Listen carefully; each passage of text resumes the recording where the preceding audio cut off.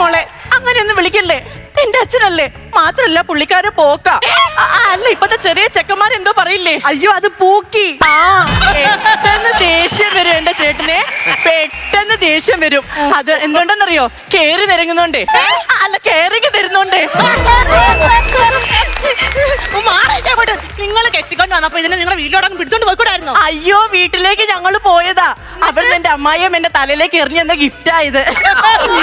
ഞാനതങ്ങ് വാങ്ങിച്ചു. മാത്രമല്ല ഞാൻ ചെന്ന് കയറിയതും എന്റെ അമ്മായിയമ്മയും ഞാനും ഒരു ക്ലാസ്സിലിരുന്ന് പഠിച്ചതാ.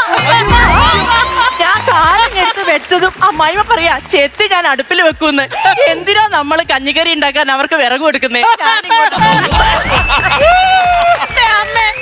നിങ്ങൾക്ക് എന്നെ കുറിച്ച് എങ്ങനെ ചിന്തിച്ചൂടായിരുന്നോ? ഞാനിവിടെ പെരനിറഞ്ഞ് നിൽക്കുവല്ലായിരുന്നോ? പെര നിറഞ്ഞ് നിൽക്കുകയാണെങ്കിൽ അടുക്കള വാതിലൊക്കെ തുറന്നു റെഡി ഒലിച്ചു പോട്ടെ നിറഞ്ഞു നിൽക്കുന്നത്. നിങ്ങൾക്ക് എന്നെ കുറിച്ച് ഒരു ആലോചന പോലും ഇല്ല കേട്ടോ. എന്റെ പൊന്നു മോളെ നീ ചിന്തിക്കണം, എനിക്ക് വേണ്ടി ഒരു ചെക്കന്റെ തൊട. നിങ്ങൾക്ക് എത്ര വട്ടം ഞാൻ ചിക്കന്റെ തൊട വറുത്തു തന്നെ തള്ളേ?